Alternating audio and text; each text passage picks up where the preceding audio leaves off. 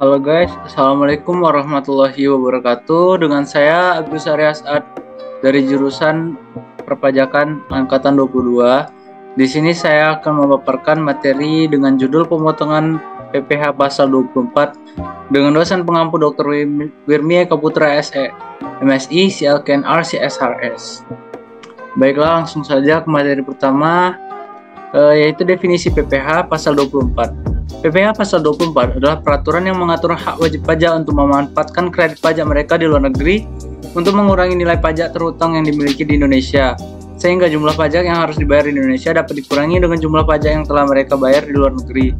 Asalkan nilai kredit pajak di luar negeri tidak melebihi hutang pajak yang ingin dibayar di Indonesia. Pemanfaatan kredit pajak di luar negeri ini dimaksudkan agar wajib pajak tidak terkena pajak ganda.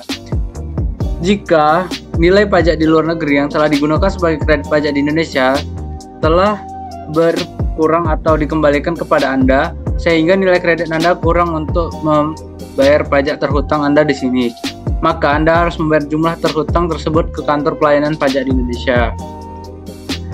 Selanjutnya ada sumber penghasilan kena pajak. Sumber penghasilan kena pajak yang dapat digunakan untuk memotong hutang pajak Indonesia adalah sebagai berikut. Pertama, pendapatan dari saham dan surat berharga lainnya, serta keuntungan dari pengalihan saham dan surat berharga lainnya. Kedua, penghasilan berupa bunga, royalti, dan sewa yang berkaitan dengan penggunaan harta benda bergerak. Ketiga, penghasilan berupa sewa yang berkaitan dengan penggunaan harta benda tidak bergerak. Keempat, penghasilan berupa imbalan yang berhubungan dengan jasa, pekerjaan, dan kegiatan. Yang kelima, pendapatan dari bentuk usaha tetap atau BUT di luar negeri.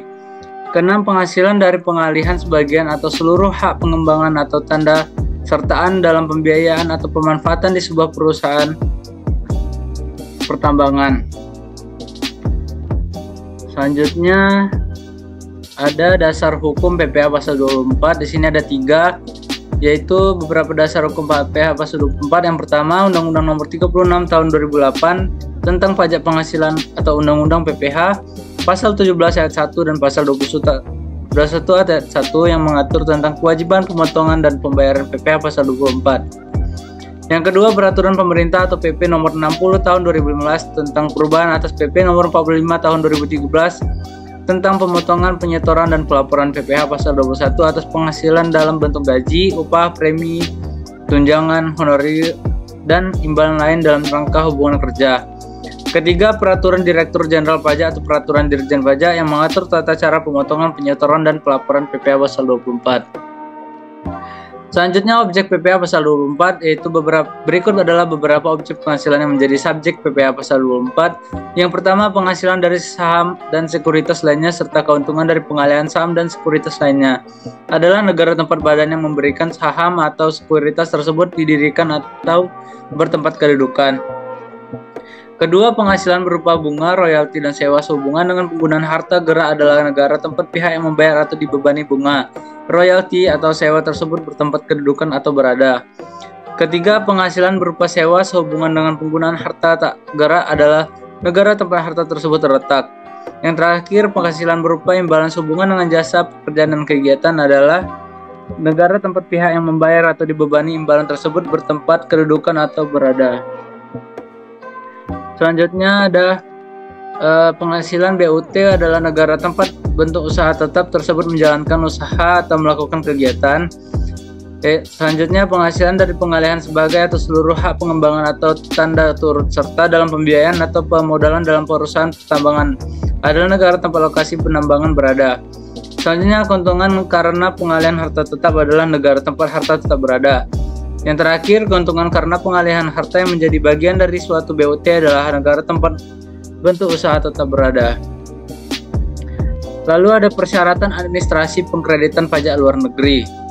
Wajib pajak yang telah membayar pajaknya di luar negeri kemudian ingin mengkreditkan di Indonesia terlebih dahulu harus menyampaikan permohonan ke kantor pelayanan pajak atau KPP. Permohonan kemudian dilaporkan bersamaan pada saat pelaporan SPT tahunan dengan melampirkan sejumlah dokumen, yakni yang pertama, laporan keuntungan dari luar negeri. Kedua, fotokopi SPT atau tax return yang dilaporkan di luar negeri. Yang ketiga, dokumen pembayaran pajak di luar negeri. Dengan menginginkan beban pajak penghasilan yang diperoleh di luar negeri, maka penghasilan yang diterima di luar negeri bisa dikreditkan terhadap pajak terutang atas seluruh penghasilan wajib pajak dalam negeri. Lalu ada persyaratan administratif pengkreditan pajak luar negeri. Berikut yang perlu diketahui tentang mekanisme pengkreditan PPh yang dibayarkan di luar negeri.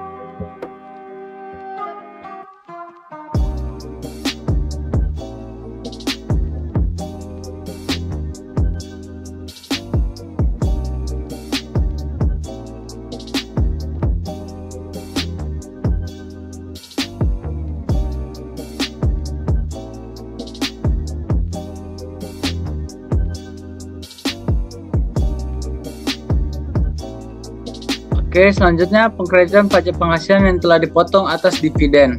Berikut yang perlu diketahui tentang proses pengkreditan PPh yang telah dipotong atas dividen. Proses pengkreditan pajak penghasilan yang telah dipotong atas dividen yang diterima dari BUMN non-bursa terkendali langsung pada tahun pajak dibayarkan atau dipotong pajak penghasilan tersebut.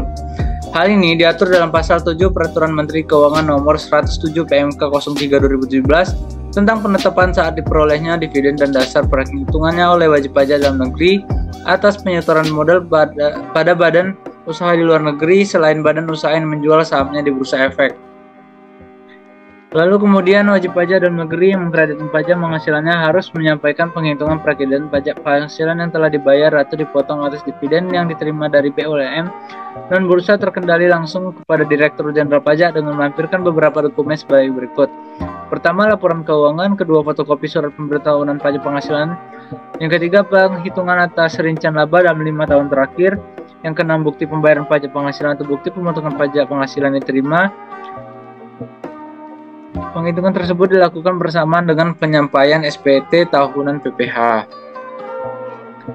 Selanjutnya di sini ada contoh mekanisme perhitungan PPh pasal 24. PT CLF Family adalah tahun 2023 memperoleh pendapatan neto di dalam negeri sebesar 25M dan dari luar negeri sebesar 10M. Asumsi pajak di luar negeri sebesar 20%. Maka total penghasilan yang tercatat dari penghasilan dalam negeri dijumlahkan dengan penghasilan luar negeri. Jadinya 25M dijumlahkan dengan 10M tadi hasilnya 35M rupiah. Maka PPh terutang sama dengan 25% dikali 35M rupiah jadi hasilnya 8,750M rupiah. Baiklah, terima kasih. Itu yang saya sampaikan. Lebih kurang saya akhiri. Wassalamualaikum warahmatullahi wabarakatuh.